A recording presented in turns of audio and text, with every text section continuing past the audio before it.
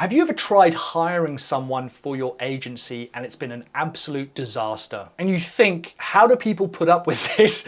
Well, in this video, I'm gonna take you through the $100 hiring process where you can find someone full-time, make the process as painless as possible so that you don't waste any money. And I'm going to show you how to make sure you're getting the most from your new hire. But in order to make this awesome, life-changing hire, you need to understand why 99% of businesses will never move past having one sole owner/worker. Now, it's worth saying that there's nothing wrong with being a sole person, individual business owner, but I will say, since using this hiring process, I've enjoyed more freedom. Like, I take time away from the business, I work less, but I get more work done and higher quality work gets done. And I like knowing that I can pay people to work with me. So in the past, I, like a lot of you, have experienced what's known as the seasickness hiring. So that's when it goes like this, right?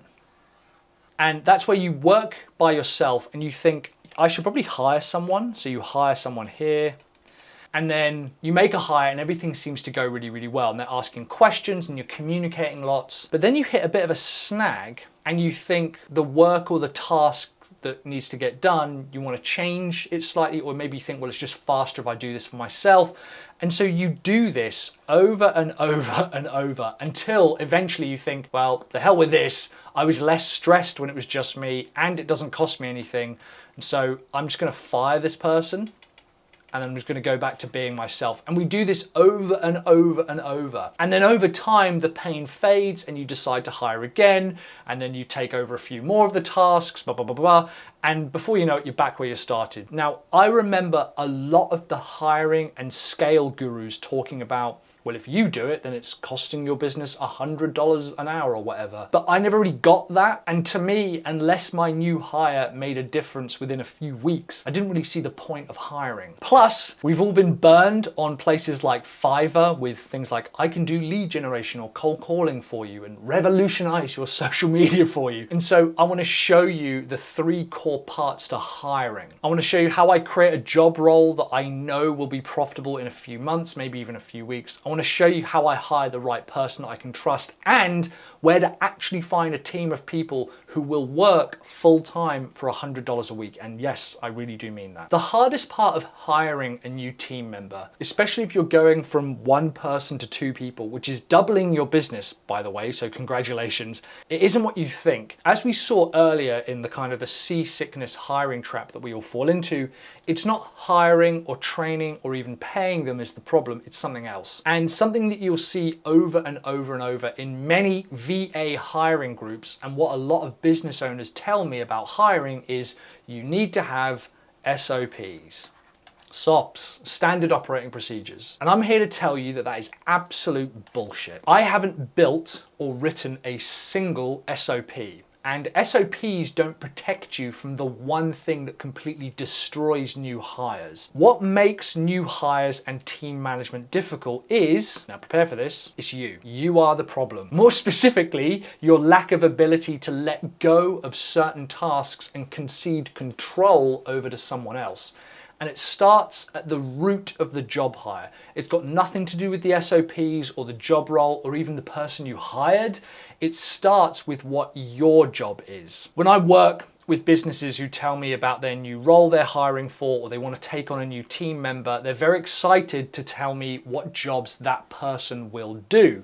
And my first question to them is always, and what's your job? And they kind of look at me like they're the business owner, right? Their job is whatever the hell needs to get done or whatever they want to do, or owning the business. And they have many hats, which is kind of the equivalent of someone claiming to be a multitasker. And this is the problem. If you want to hire someone and expect them to have well-defined tasks and roles, is it fair to expect you to have well-defined tasks and roles? When I first started hiring people, some of my longest serving team members told me that when I take over a task because I know it better or I can do it faster, or I feel it needs to get done like there and then, I'm taking power away from them, and I'm essentially telling them that I don't trust them to do it. Now, you know what that feels like when a manager micromanages you and makes you feel small and takes value away from you, which is why the absolute first thing you need to do before hiring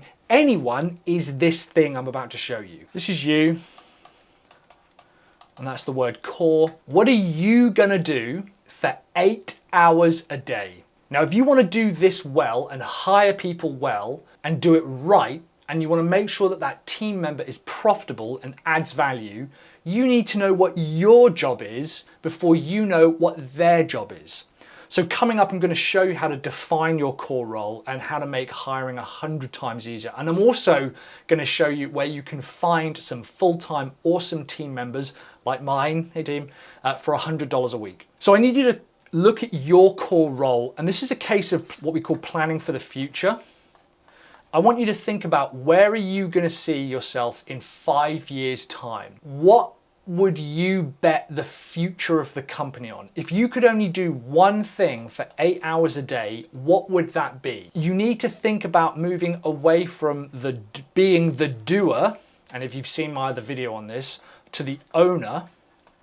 We'll link the other video to moving from doer to owner down below. If you could only do one thing for 8 hours a day, what would that thing be? And it might be, for a bad example, it might be something like content or maybe sales, okay? And you now need to think, that is my job. As the owner, the only thing I should be doing is this. And what I'm about to share with you next is the single biggest change to your business that you're ever going to experience. So most people have a to-do list, like to do, you know, mine is like 50,000 pages long. And instead, I want you to create something completely different called a stop list. Every time you do something that is not your core role, I want you to write it down. So whenever you reply to an email, whenever you process a refund, whenever you update some software, whatever it is, if it's not your core role, write it down as a task. Now, bonus tip, the next time you do it, I want you to hit record on Loom and just record what you're doing. And then the next time, record it and talk through what it is that you're doing. Earlier, when I said I've never recorded an SOP, that's as close as I've got to it. I just record on Loom what I'm doing, and I can even show you my stop list. So inside ClickUp here, everything up the top here is my stop list. This is stuff that I've done which is outside of my core role. My core role being creating content. So building VSL scripts, troubleshooting a website flow, doing strategy calls or building lead magnets. These are all outside of my remit as the core role. These here are all the processes that my team have subsequently taken my Loom videos and created processes from. Now I've got other content that talks about how I manage this, but you're basically seeing the business, who it's assigned to, when it has to get done. Does it get done every day, every week, every month, or does it get done infrequently? You can see that we've got the link documents for the actual processes, but this starts from me knowing what my core role is. And when my team see me doing something that's not my core role, they call me out on it and they say, Mike, that's not your job. You go do your job, leave that to us. And when I think this is a bit overwhelming, I write it down, I then record a Loom video, and then sometimes I'll record a second Loom video doing the same task again, talking through it. And those two things become the SOPs and the documents. And so now that we have your stop list, step 3 is the most misunderstood aspect of hiring. What most people do when they're hiring someone is they now have a list of tasks that need to get done based off the stop list. But in order to write a killer job listing and to hire someone that you know is going to be a really great team member, what people do is they miss what the tasks are supposed to do and they try to hire for the task as opposed to hiring for something else.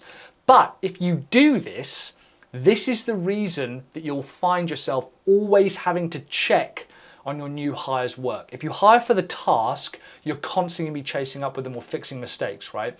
So instead we have 3 columns. And we have IPO, not initial public offering, by the way.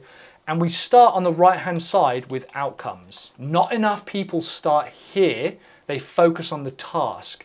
And what outcomes really means is, how will this person know if they are successful?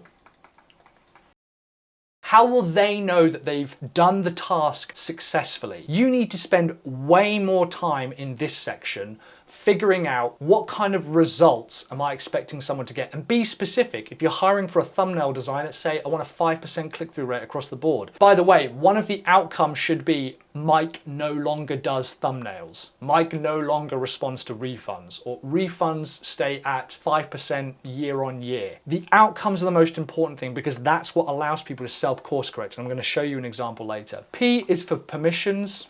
Like, what are they going to need to get access to? What do they need to do the work? Do they have a budget? And you say, well, I'll probably give them access to Adobe. They'll have access to all of my photos. They'll also have permission to tell me to take specific photographs. And then finally, information, that's the training, the resources. Maybe there's SOPs. So you might already have an SOP. Maybe you've got the Loom document, and you hire backwards based off the outcomes and giving them access to permissions and information. By the way, I've got my entire job posting template and like interview questions and IPO framework that I've literally used to hire people working in my team right now, even on this exact video.